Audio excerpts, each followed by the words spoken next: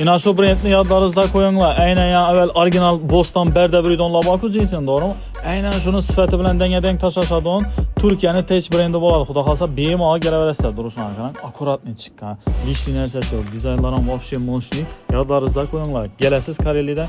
Şu yan teşten berindesiniz. Xuda kalsa taxlat vereniz. Birinci götürünüz için çomdan sini rast etkisi. Keyin xaxlasanız da selgene yarkırak. Yani buna nispeten yarkırak sini rast etkisi. Bak keyin karağa yakine gerek deseniz karağa yakine var. İmam duruşuna arkadan.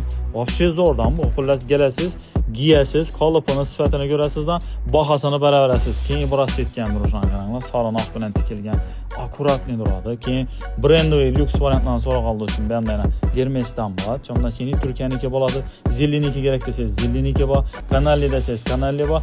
Gucci deseniz Gucci var. Bunlar açıkçası rubaş kedisiz mi, fin kedisiz mi, futbol kedisiz mi, ayak giyim disiz mi? Hemmesini Xuda xalasa Kareli'ye geleden bolsanız acayip naqlarda taxlap verdiler.